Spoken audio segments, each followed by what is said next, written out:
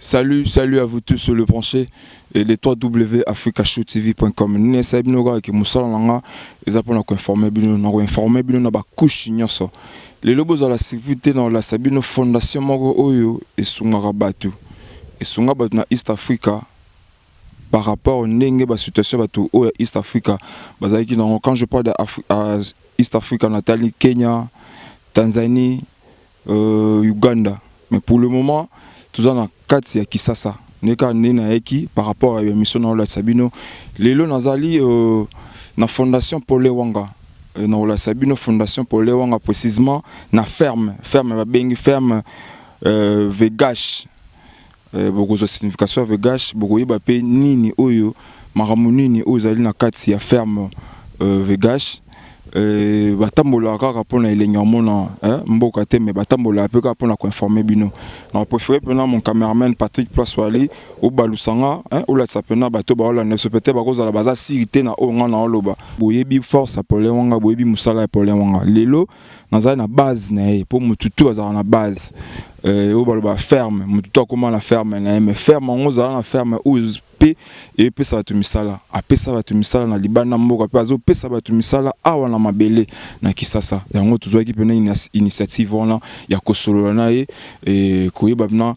misala ni awa ezali ko évoluer ndeni bomoni bino par rapport ya o tuzali ko lekela mikolo coronavirus et puis si batu maele alors ba bazaki na maele wana te ya ko investir na biloko o to mona awa ekozala moi passé kozala na biso awa to ko lakisa bino misala ozali awa agriculture tourisme, élevage, restauration. Les placements aux grands cadres, au lobby pe, beaucoup bandape ko ya ko visiter ango pour ils ala pe malamu pour na banamboka.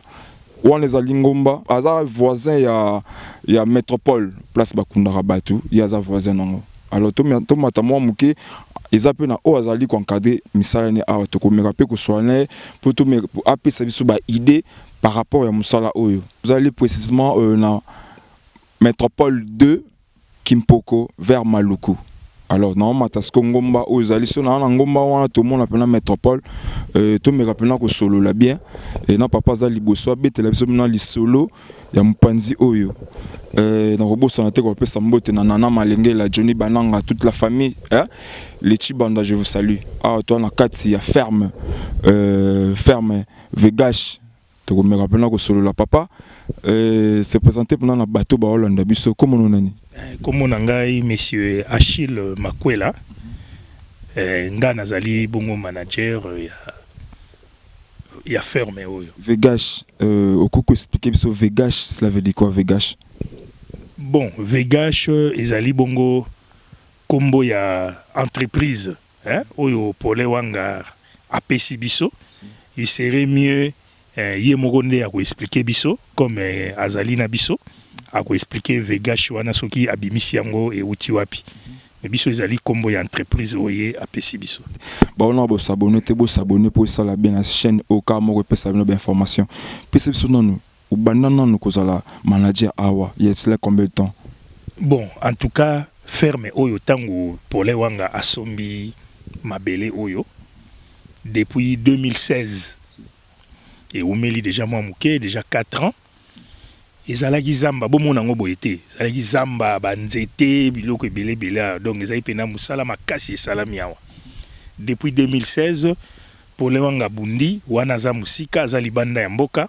azobunda kotinda mwa muke koluka moyen ko engager ba travailleurs ko engager ko zo ba engin ko kata musala salami awa en tout cas mbongo oyo à investir pour na place nanu pour koma nanu plat ya pamba en tout cas ça est belé énorme vraiment tambola siko par rapport ninga investir en tant que manager okoki koloba nini par rapport ya tila 4 ans passés où ya zo ki initiative wana ya ko investir na mabele Paulin na ebanine banda lelote depuis bo mwana koli ensemble malgré nga azalaki un peu âgé par rapport na ye na za grand frère eza ba projet na ye ya kala banda bo mwana alingaki makambo ya bilanga donc ezelo moko ye comme par hasard te donc banda bo mwana omona ye moi atie moi matembele moi nini azaki nango déjà banda kala tango akoli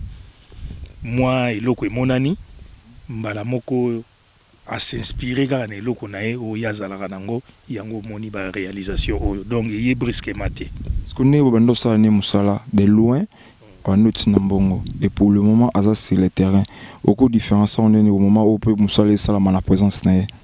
En tout cas biso mo to moni vraiment différence makasi tango azalaki libanda musika azotinda mbongo bino mo boyebi kaka mbongo po euta libanda mutu pe il faut moi ba calcul moi nini moi hésitation pour pesa monta mais yé moko c'est vraiment sur le terrain ndenga zo sala makambo en tout cas on dira zo kangamiso donc mbongo ezobima donc soki ba sengi baza na besoin ya boye mbala moko ebimi donc hésitation ezalité et puis moi freinage ezalité par rapport na yé moko et puis ndenga umeli na terrain bino mo bomona ndenge musala ya avancer makasi.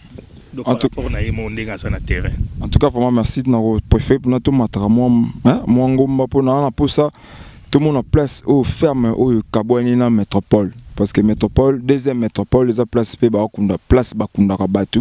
Au moni concession nyonso terrain oyo nyonso ezalaki ya mutu moko.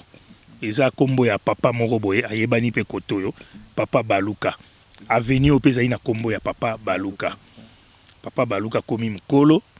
Abandi ko libérer ko teka ba terrain nde Paulin Wanga azwaki likanisi asombi nanu côté kuna ya seti na mai papa Baluka ayebisi que non ti côté kuna nyonso nazoteka Paulin Wanga bi comme eza continuité ya mabele na sombi Paulin Wanga azwi na place kutu papa Baluka ligai ko suka mais Paulin Wanga a supplié ye a continuer ti place e suka en tout cas papa na zaine d'accord ba ko mona ke Paulin Wanga na batu nyonso ba sombi epai ya papa Baluka Paulin Wanga ne mutunde à mettre côté nyonso en valeur tant à mettre en valeur a sali lo moko ya malamu ferme moko kitoko boye en tout cas l'état akogai ko kanga motema te a longoli yango kombo ya papa Baluka nde ba baptiser yango na kombo ya Paulin Wanga et pourtant que académie il y a la police bazotonga académie kuna likolo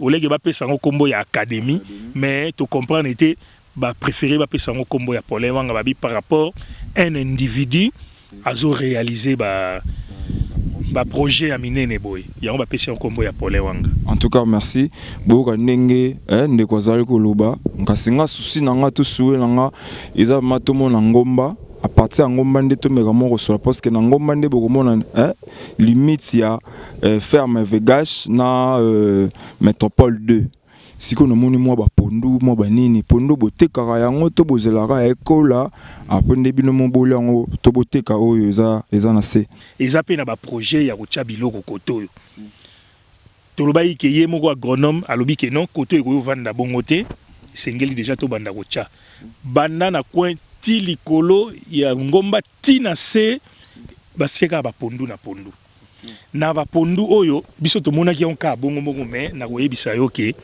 eza ba faire pondu ezo kotisa mbongo na ndenga osakana te le nega eza mkusi boye bainda okotisa ngo boye ba mama oyo batekaka ba pondu bazo uta balemba bazo uta matete banjili par-ci par-là bayaka kosomba ba pondu oyo na ba pondu oyo kutu soki sili wana kutu soki tolobi to bando bimisa sko ba maniok na sepo na fufu ozala ku catastrophe et ozala pas moins de 2000 sacs. C'est vrai. Ya fufu. En tout cas tant là ba nombre ba 2000 sacs et bangisa quand merci à Johnny Bananga nguli gas maman la Rema ba gros bisous place Boali musala yango to eleki musala rien que musala Serge Gino Chibanda puis petit Venae Ephraim Dani Bambote Belé sikoyo yebisanga na banda bozala awa ba inconvénient to ba problème nini o dérange bino na ba place parce que eza place o bino mo boye mais eza na makambo ezala mingi na ba ferme ba place a boye mo makambo zanga ate makambo nini o bino bokutana nango awa en tout cas ba makambo to kutana nango ebele Paulin Wanga soki azalaki mobali te soki ezalaki ba projet na ye banda bo mwana te nda satika place oyo donc batu oyo ba banda na place oyo poti to ya kokoma na ti na niveau place nga nazali en tout cas ba sasi mbongo ya Paulin Wanga na ndenga osakana te pole wanga yeba zalaki musika akutinda bambongo bobongisa boye bosala boye yo moko yebi batu mususu tellement inconscient bambongo ezokoma te ezosala musala te pole wanga pena bayaki non si c'est comme ça natika nanga nateka nanga ma terrain on avana nanga mais comme aza mobali ezalaki toujours na makila à continuer bon nzamba sali epé grâce batu pe ya oyo ayeko zwa mbalo yo batu moko pe moi conscience ezali yango moni moi évolution oyo. En tout cas, vraiment, Bandeko, Baolanda Biso, nous souhaitons te mettre à point, moi, Mouké Kaka, et nous préciser bien que tout ça, na deuxième côté. Libanda, place Bomonim Noir, wana, et ça portail.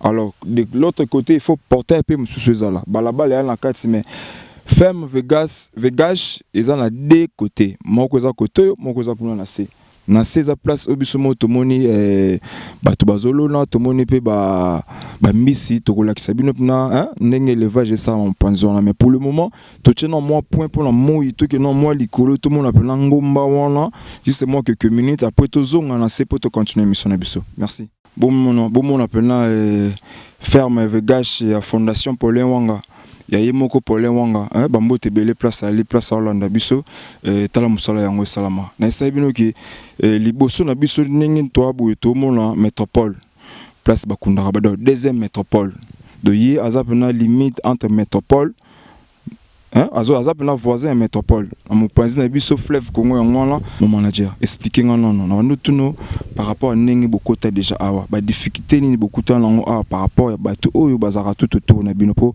makambo zanga kate neti omoni parti surtout ya sima awa ezati omoni descente nyoso ekiti tina sepe na kuna nde place ya biso esuki donc côté vraiment nde tozali na ba problème sérieux ezaki na tongo monga boya okutaka boye balongoli ba limite na bino nyoso bo mona kaka ke lalisi mutu moko mati kuna ki ono place nange suka boye donc bo kendeka na l'état heureusement pour le wanga aza mutu moko aza musika mais aza inde makasi pour da problème nde ya l'état ayeba kinde vraiment ko bomba terrain na ye to bundi mingi ba ikoyiba parti oyo boko récupérer ba koyiba boko récupérer ti ba moko ba monike ba lembi bazo dépenser ba mbongo ebele ba kati donc parti oyo asima oyo zaki obligé faut matangomba oyo ka toujours ko surveiller mais Dieu nous a fait grâce parti oyo etikala kaka ya biso parce que koto jusqu'à tout monde bo investir mingi na Pondo donc koto oyo zo dominer mingi za Pondo après Pondo projet ni sous mon panzo au bozanango bon côté oyo normalement ezande côté fondé penande ko tchaba ba arbre fruitier côté nde ba arbre fruitier bokomona ba orange bokomona ba zayi ko kosa biso kala ke o non biso koto yo na climat na biso moyen bomona tolo na ba pomme vert ezate banini na asir kuna na sebino mo bomoni ba arbre ya ba pomme vert ndenge zobota ibando bibisa ba fleur koto tout ko yango société oyo Vegash ezaka isuika na bilanga te ndenge binomo boyebi ekozala tina société to banda ko sala vraiment ba ji ba arbre fruitier oyo nyonso tolo na koto yo eza uniquement pour na fabrication ya ba ji. C'est comme ils ont projet à long terme, ça peut prendre 5 ans pour tout comme un projet à fruit. 5 ans vraiment na limité puisque na liro yo tozo kende où y a détermination au pour les wangaza nango na kanisi déjà na 2021 déjà tozo banda d'exploitation ya koto. Parce que par rapport en tant que manager, besoin de combien de travailleurs au bazar la Katia ferme Vegash. Bon, ba travailleurs oyo vraiment baza ba engagé jusque là nani na so baza na 20. Tous on a 20 travailleurs au baza vraiment engagé baza ba salariés. Mais et belé nyoso mona mingi nyoso baza wana, eza mingi so baza na ba journalier, hein? Toko banda ko kotsa bango moko par rapport ya ba besoin. Jusque là tous on a besoin ya bango non mingi te to suki na on a moins 20 travailleurs wana. Bato baolanda biso pe bo baoluka misala na mboka awa ya kisasa pour misala ekomi rechercher ba conditions nini pona ko engager moto na ba o baolanda ba émission oyo bo balanda ba image o bazala pe na posa bazo musala na ferme Vegash ba conditions nini. Oui bon biso pe na condition eza penza ya makasi te puisque soki Paulin Wanga bi azosala eloko yo ezande ya liboso pe pona ko aider ba congolais alingi pe a créer emploi doit créer déjà emploi pour les Congolais. Et ça condition que ozala boye, ozala nani. Non, ça dépend quand il y a besoin ou biso tozana ngoso tozana besoin. Il y a mutu. Aye bindenge ba beta kama bele. Tokozwaye soki tozana besoin ya mutu. Aye bindenge nindi basala ka récolte. Tokozwaye condition ezate ke ondeko ya boyo te. À condition que ozala kaka congolais. Malgré que tu es bino que tozana expatrié moko oyo azali responsable agronome il y a place oyo yenda azali expatrié mais condition na biso que ozala kaka congolais oyo azali apte esili ozo msala. En tout cas, vraiment merci na bato bala na biso nene sabinoga que télévision eza radio te. Na radio oyo quand même mona te. Mais peneza image bon on appelle preuve à l'appui. Tomeki ko solande ko yoki o imeki koloba, restauration za élevage za alors to kolongo pena moi moketo que na élevage tout le monde appelle ba projet parce que ferme vegage ezap na moi ba projet ebelé. To eka pona ko lakisa bino mabele ko la sabino place où yazali ko occuper na sibomoni yango. Je pense d'ici jusque là place to outil et cause la combien d'hectares au tozomona en tout cas nde tozali awa banda na mai place to bandi ti toya ti kotoyo tozomwe na 40 hectares. En tout cas vraiment merci. Moi le bamo ko pesa bato ba landa biso soki ko linga ko pesa pe conseil na ba o bazwa ki ba mbongo to ba na mbongo bazozanga moyen ko investir oko sabaro nini par rapport ya oyo moko ozo vivre awa na ferme vegage.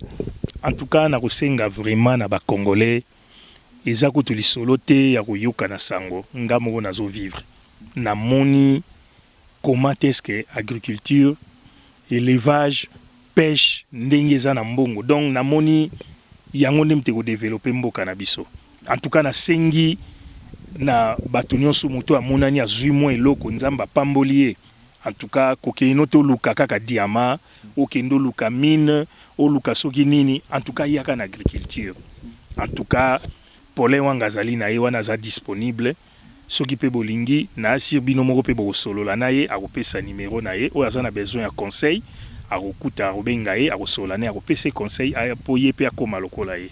En tout cas vraiment merci avec mon invité le manager il y a place oyo tomeki kokoma mwana suka. Bozala toujours branché na chaîne Abino Africa Show TV to kitasko tina mai na makasi ya mon cameraman Patrick Plaswali. C'est pas Patrick Kitoko mais il y a Patrick Baka. Patrick Baka ba force belé na bi ke Patrick Kitoko pe songuya pe force wana kapo Africa Show et ke liboso to kitasiko na mai to mona pena ba mbisi soki sengel to lia ba mbisi to lia ba mbisi est-ce que bino da boli ba mbisi fresh ba mbisi o pena ki ole pena mbisi et koliso pena ndenge sengeli.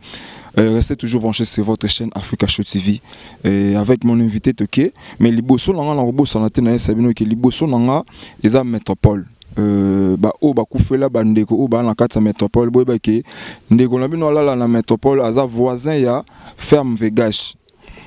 Ceux qui pourraient côté la ndeko na bino jour mususu ko leka pe na côté ya ferme vegage parce que ils appellent na tourisme baza pe na restauration donc avant kota kuna oko kitamo muke o meli mo mai ole o sengeli ole pe na mbisi pe na fresh o kitipe o tali mutoso bo linga ko kuna batu e boza ja rendez-vous ou soit boza pe na contact ya place oyo tourisme za makambo bele pe na wana askasipona sikoyo on prend congé de vous.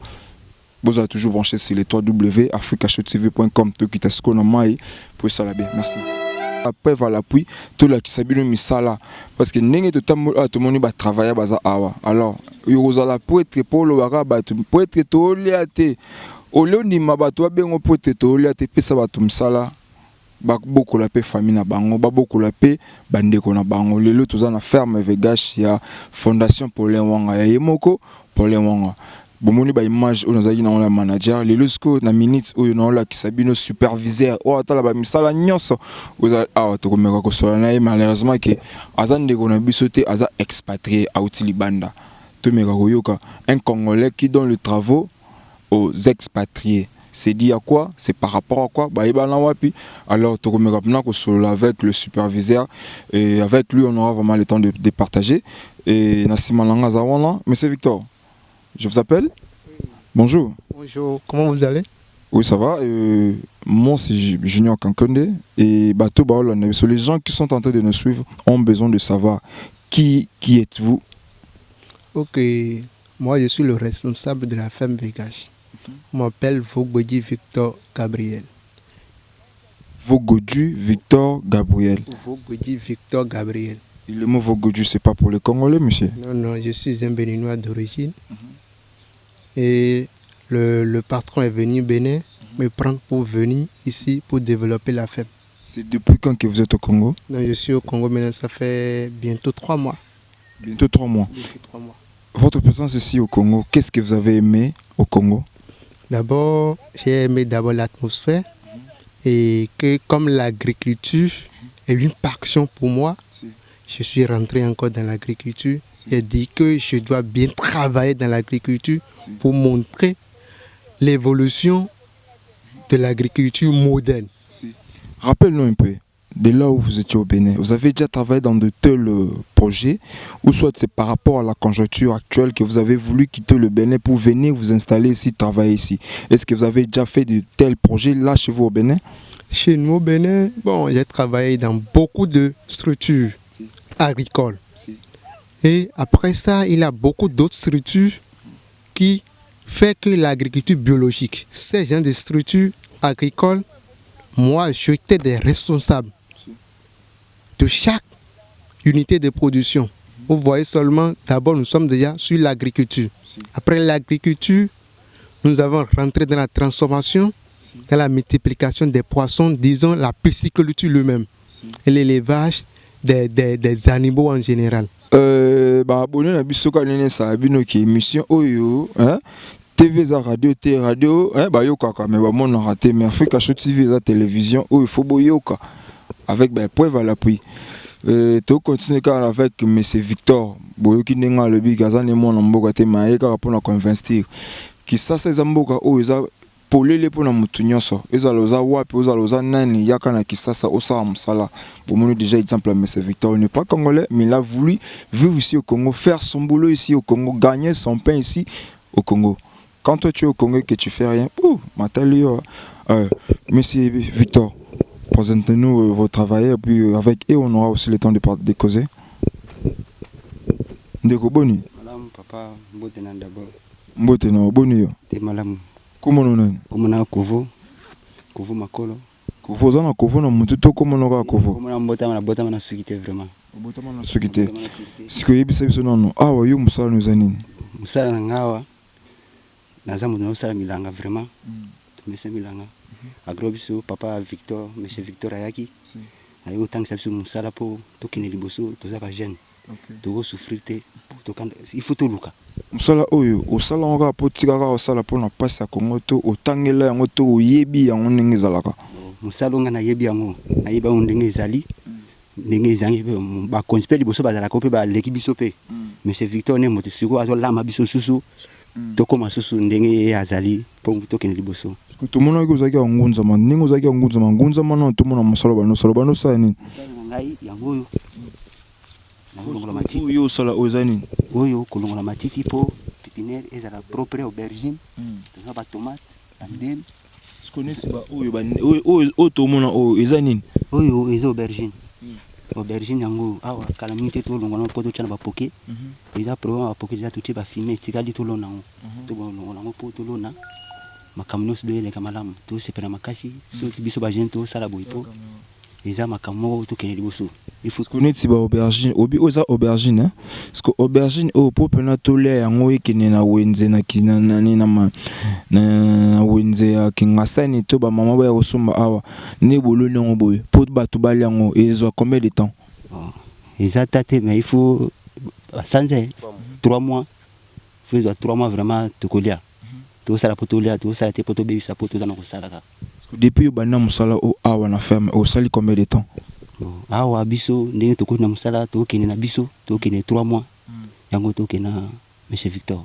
Vous avez na ba mwasi na bana ba viva kaka na musala o toza na musala mususu o sala ke bango o meka ko zo charge na bango. Nga za na mwasi na mwana moko na vivra musala nga no sala wango nde bikisa nga vraiment na pema kitoko. Ce qu'on a bateau ba la na biso o baza ba monika ke kisasa ba ozela benediction utalikolo ba vivre nango mais yo siko ndi mosa musala o ko ibisa bango nini par rapport à musala o ça po yango ndi sala ke ufuta ndako mwasi na bana ba vivre. Enfin journaliste oyo azozela azela ezana mbongo te utalikolo ko yana se. Comment on est? Comment on a Zeno Matacha? Zeno Matacha. Tokutu a expliqué son nom o ça. Bonga za travailler ya papa Pole Wanga na sala ka agriculture.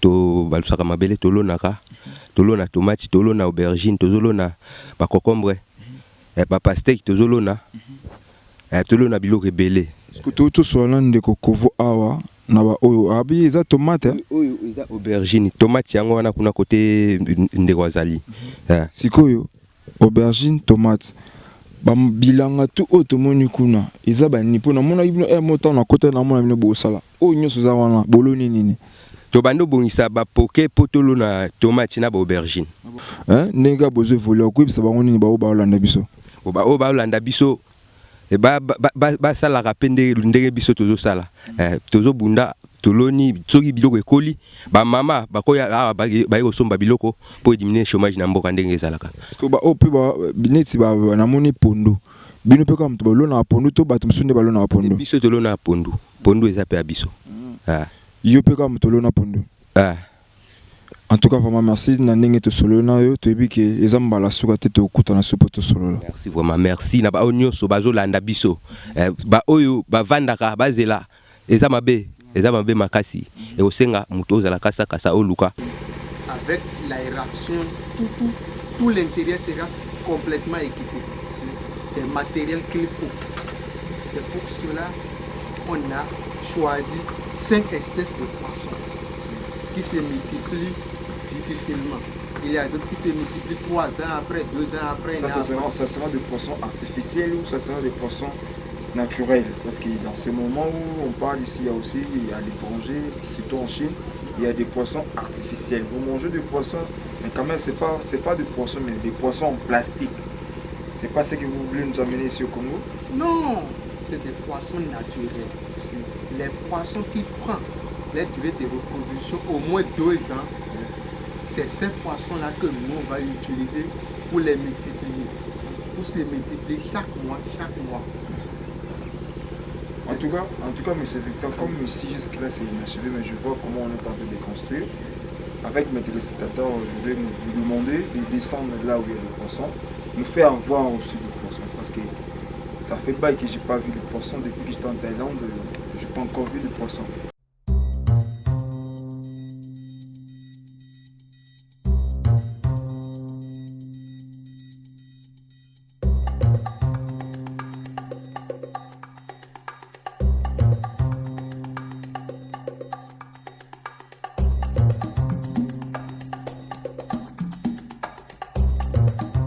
Les abonnés de www.africashowtv.com nene sabinora ke musala biso ponara ko informer bino kula sabino ba misala ozo salama awa bisika nyonso oyo musala ezali ko benga biso po télévision za radio te télévision bogoyo kapé bogotala yango lelo boza toujours penché na africashowtv.com. Un grand merci à toi Johnny Bananga mon grand, je te salue, pourquoi pas à Nana Malengela no Bosanate Yolande place wali bambote belé ba petit tout na pesipino bambote belé musala yango yo na ko poto na ko bosana te Kobika Dima bambote belé Junior qui vous dit KVD Couture bambote belé place wali musala yango kende ba encouragement la bino eza vraiment ouvert pour na biso to na posa nango ko encourager ndebo encourager biso ndebo partager ba émission biso eza vraiment bien, nous sommes vraiment flattés.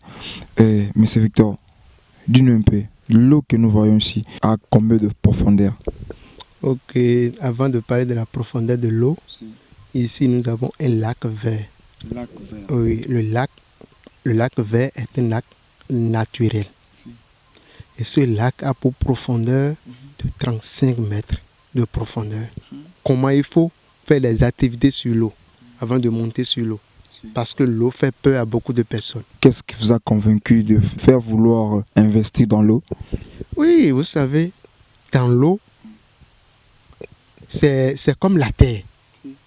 Si tu mets quelque chose dans l'eau, il va te donner le résultat. C'est comme si on a planté des choses sur la terre. Ça va te donner un bon résultat avec un bon suivi. C'est pour cela que je me donne à l'eau. Je sais faire la pêche sur l'eau. Je sais faire beaucoup de choses sur l'eau. Même les enclos que vous voyez, c'est moi-même qui les fait avec mes propres mains. C'est vrai? Oui, mes propres mains. Et ces enclos qui est là, ça peut garder plus de 10 tonnes de poissons. 10 tonnes de 10 poissons. tonnes de poissons. Les ponts de poissons ici et amener de l'autre côté. Oui, très bien. On va prendre des géniteurs qui est là. On envoie ça au laboratoire des poissons, autrement dit, écloserie. Si on envoie ça à l'écloserie, on fait l'opération artificielle. 72 heures après, on a des larves. Et après ces larves, on trouve maintenant des alevins. Après des alevins, on trouve des fingerlings. Après des fingerlings, maintenant on trouve des géniteurs. Maintenant, ces géniteurs-là, on sélectionne, on commercialise ce qu'on veut commercialiser, on garde ce qu'il faut garder pour faire encore d'autres reproductions. Alors, pour commercialiser, ici à l'intérieur, depuis que vous avez mis des poissons ici à l'intérieur, ça fait combien de temps que vous avez mis des poissons ici? Et pour mettre des poissons, pour le commercialiser, ça va prendre combien de temps?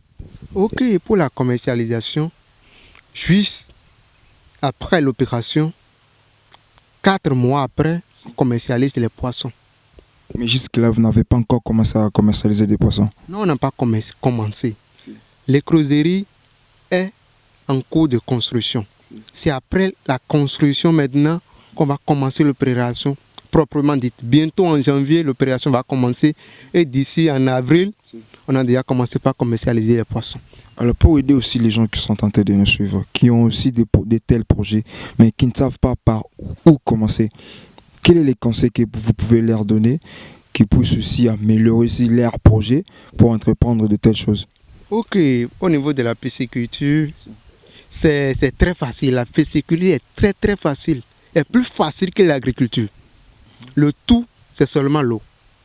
Si les gens qui ont des projets piscicoles, s'ils peuvent seulement nous contacter, là on va les donner des pistes à prendre pour être satisfait. Parce que si tu as l'eau, tu as des poissons, maintenant les infrastructures qu'il faut, nous on va vous orienter pour faire les infrastructures piscicoles qu'il faut à chaque endroit. Ça peut être les étangs, ça peut être des bassins, ça peut être des enclos, ça peut être des cages flottantes, ça peut être des bacs hors sol, toutes les infrastructures. Mais la personne doit avoir nécessairement de l'eau. C'est juste de l'eau. Lorsque vous avez de l'eau, l'importance pour la pisciculture, c'est l'eau. ok. Oui, c'est l'eau. Donc il y a aussi ces gens qui ont aussi une grande place chez eux pour ne pas aller plus loin, même à partir de leur maison, ils pourront aussi faire de telles choses. Oui, c'est très facile. Même à la maison, c'est très facile. Tu n'as même pas besoin d'aller acheter poisson ailleurs. Non. C'est que seulement tu m'appelles, je viens chez toi, je fais le constat. Quelle est l'infrastructure que tu as besoin?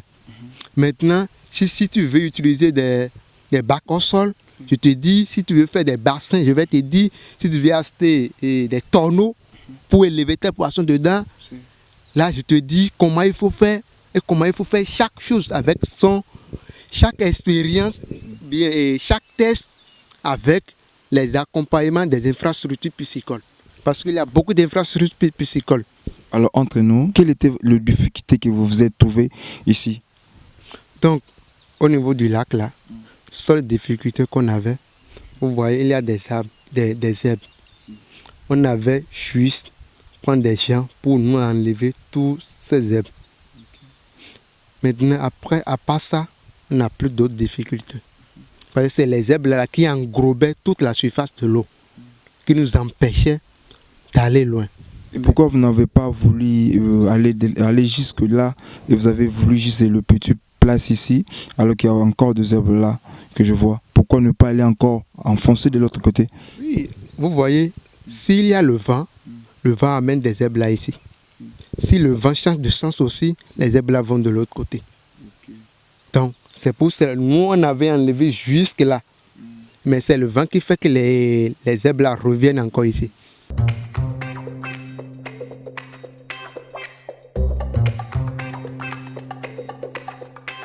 Yemoko Pole Wanga millionnaire, l'homme en carton, on t'a bête à carton. La personne moté, dans la personne moté, les mamobima, la personne va monter. Mutumoto tika, la personne moté, pas moi si la nga moté maninga mingi, si vili boanganga, li somba, otobenga gwema. La personne moté, la personne ba ex la nga kala, bozuka moté, taki basi. Bon, na sepe na bino mingi. On a fait au Baébinding na Koli, comment on a salinga vraiment plaisir, ça fait déjà 16 ans passés. Tout le monde a été Noko. To bete ki makambo yo. Ngamona na sali bwiki na na beti ya ngona. Bete ngana li solo. Musala oyo le gande. Et en toi musala na biso. Eza bien na kata chantier na biso. Ah to na chantier à Pole Wanga. 3 fois béton. Ye bendele kuya raté pa na e. Amataka toujours au matin. To sali le musala na e. Fait mon play. Vena biso to le là. To landaka e partout. Ya mona ki to sepeli sene musala na e. Siko yebisanga to na ferme Vegash ya Pole Wanga. Bete sono le solo par rapport au cause peu tamola peu dana ba ferme susu. Et lui non c'est ça aux ala na ferme ya Pole Wanga. Te na sepe na faire na biso pour gentil donc tala tombe là il faut ngwana to na kamana e kaka. Nenenge pena kikati o se retrouver to au betonga par rapport. Et tout s'est trouvé bien ça sur la faut poser. Nous content là vraiment zami kakata ngote. Donc ça vraiment aux oyayo. En tout cas, vraiment merci. Tu continues à l'émission Nabiso à la ferme Vegash. Il y a Pole Wanga. Bonjour. Bonjour. En tout cas, c'est présenté dans Bateau Balanda.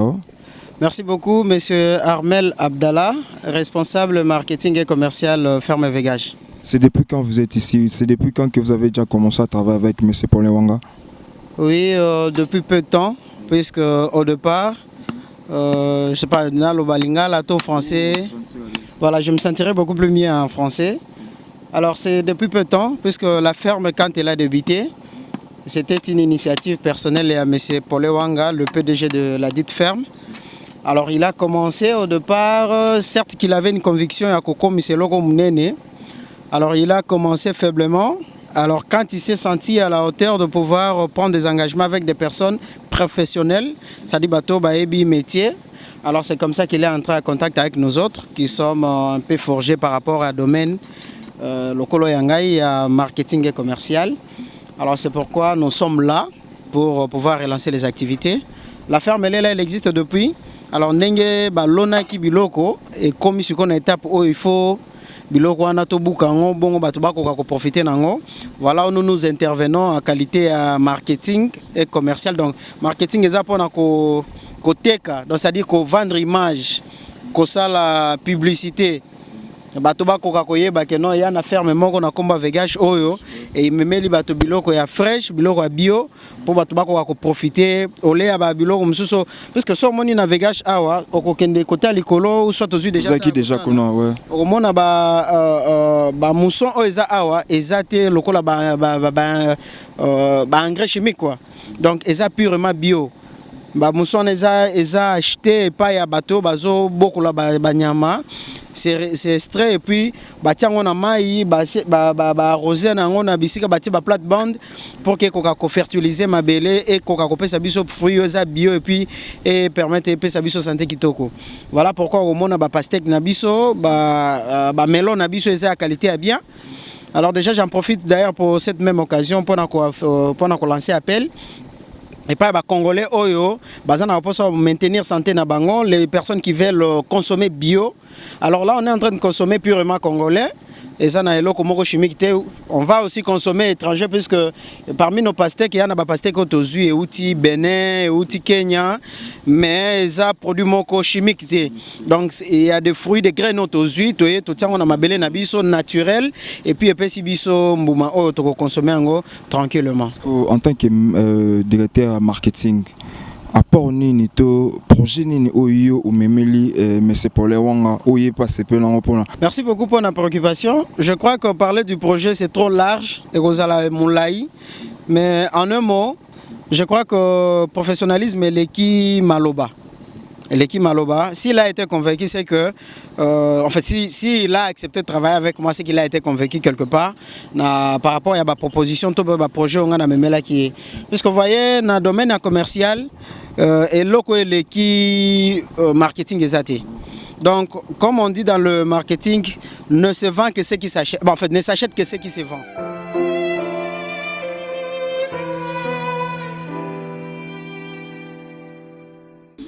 Moro Lukaku, l'ami personnel de Paulin Wanga. Donc, à la fin de l'année, maman a bien eu une affaire menaillée. Tout à la misala a évolué après tout le monde vers Kanezalaka. Donc, tout le monde a misala. Misala a évolué, mais quasi par rapport au nettoyage du bosso. Donc, félicitations à frère Nabiso Paulin Wanga.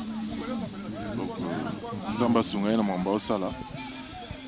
Donc, bonne fête, bonne année, donc voilà. Et tu as visite na ferme ya Paulin Wanga, ami na biso da France. En tout cas, Salim Moussa Makassi. Bon. Et puis, il y a plaisir trop, il y a un réveillon, il y a Noël. À Kanisi, à Bengi Batoué, à famille. Donc, en tout cas, ils ont plaisir à trop. Nous avons accéléré belé, courage dans la vie, tout ça, dans le projet, à le Boko.